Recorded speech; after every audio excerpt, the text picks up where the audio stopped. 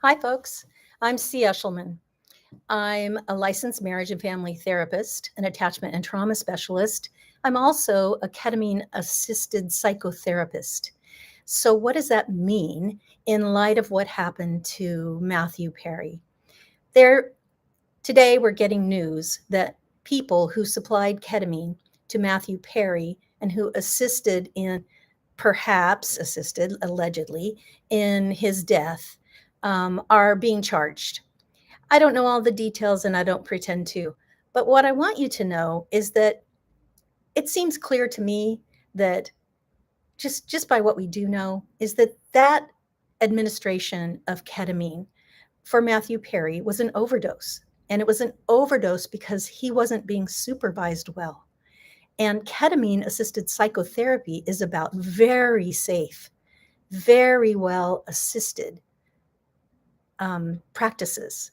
So we provide ketamine assisted psychotherapy here at the Attach Place in Sacramento, California, as do many people across the country where it's legal.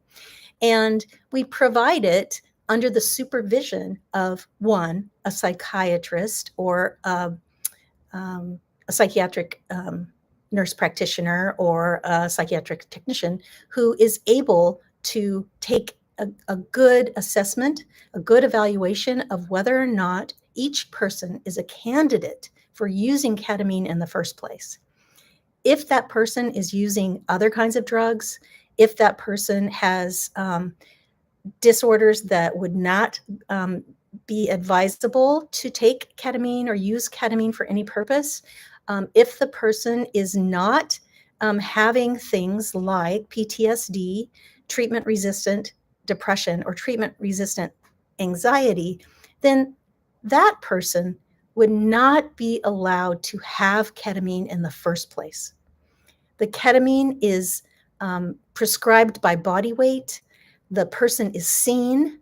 So, you can see the person and what the size of their body is. There are vitals taken. There are assessments taken. It's a very thorough intake process before you can even begin to get ketamine. The psychotherapy is attached once the ketamine gets evaluated and prescribed. There is a clinician who is working with the person in conjunction with the prescriber to make sure that the ketamine is administered safely. The psychotherapist makes sure that they are following all the clinical criteria in order to have a safe, assisted ketamine session. So how does that work in my office? Well, people come to me first as a clinician and they're struggling. We do some therapy usually. And at some point, they try regular medication, SSRIs, or other kinds of combinations of medication to help them with their depression, their PTSD, and their anxiety. And we work together that way first. That's medicine-assisted psychotherapy. And that is traditional, that's common. And yet there are people who do not respond to that level of treatment. Some people respond very well to that combination of treatment, but others don't. And when they have had depression, anxiety, or PTSD for years and years, they need relief. And so ketamine is an option to help them get the relief they cannot get traditionally. So I might consult with my client that there are other options. They could try ketamine if they get approved for that kind of treatment, and they get approved by my recommendation and the assistance of the psychiatrist who makes the actual evaluation of their appropriateness. So together we decide if this is a good candidate, first of all, for ketamine-assisted psychotherapy. Then the interview happens with the psychiatrist. It's evaluated, and then the psychiatrist prescribes a level of ketamine for each treatment session. That is determined by the person's body weight, and they cannot get more or less. They have to use what they get, and it's administered. Let me tell you how it's administered. So we schedule a time. We're going to spend 3 hours together, me and the client. We've done a lot of preparation before they come in about what to expect. We do a lot of integrative work around what they're working on in their lives and the things that they're experiencing before they ever get to the ketamine.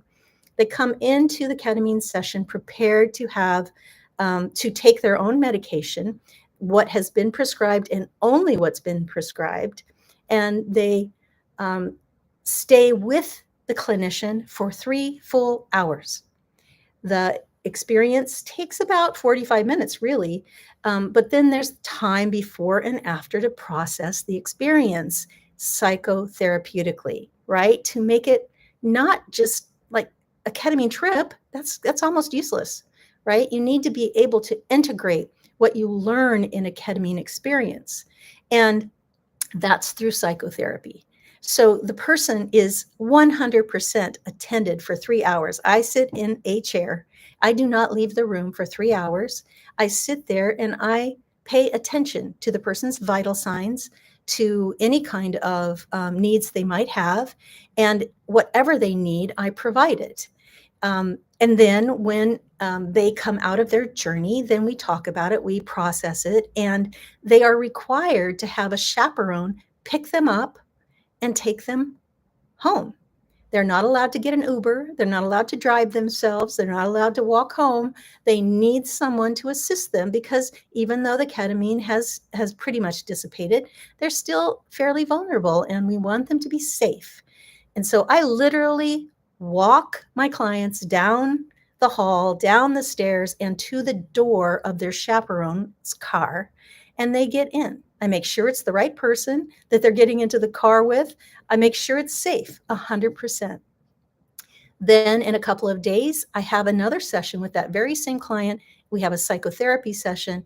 It's a post ketamine assisted psychotherapy session, the 3-hour session, where we talk about how it's integrating, because in the 10 days following, give or take a day, there's a big burst of neuroplasticity that most adults don't have unless you do something extreme. Ketamine is not extreme, but it does give you that boost of neuroplasticity, which means that if you practice anything during these 10 days, new thoughts, new mantras, new ideas, you even just pretend to feel better, it's actually telling your brain, this is what it's like to feel better.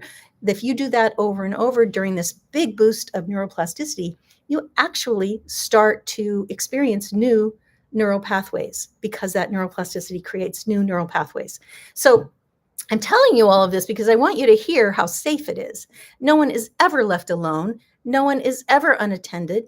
And even if we did allow someone to do the ketamine at home, then what we would insist upon is a chaperone being there on the premises and connected to the clinician who is literally watching through video the person for 3 hours while they do their ketamine journey. So while it is possible to do it there, they have a chaperone in the room with them, or at least in the location that they're at, and a therapist watching them for the full 3 hours. This is a very safe practice, and it's set up like this to make sure it's safe.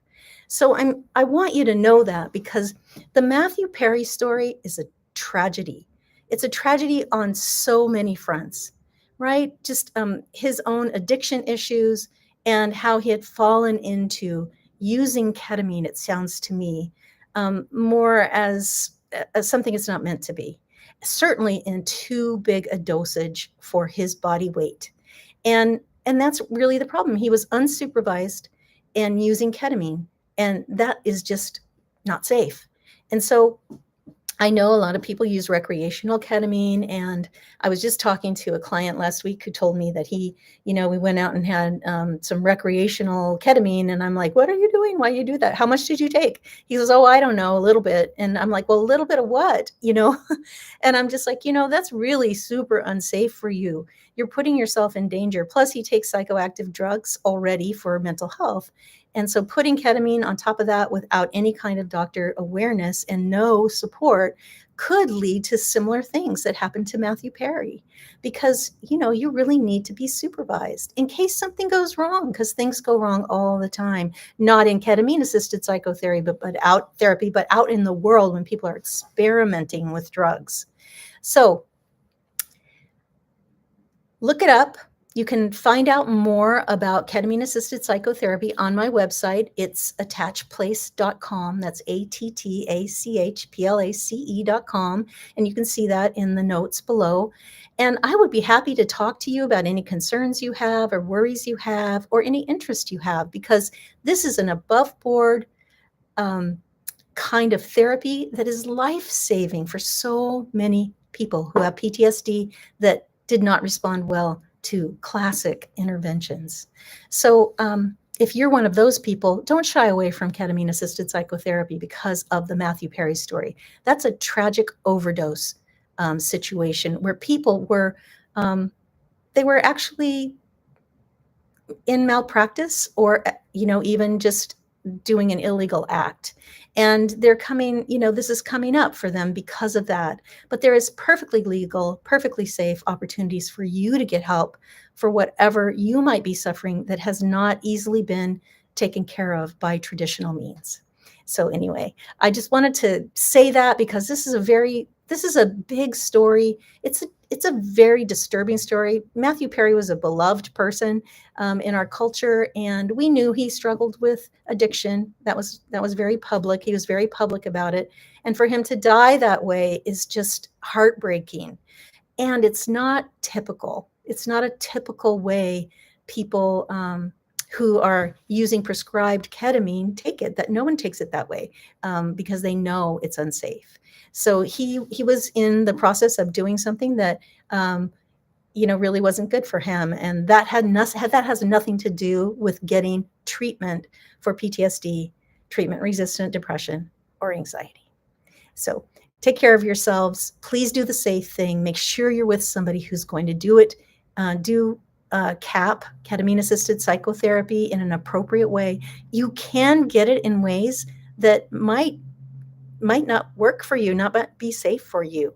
So take that into consideration.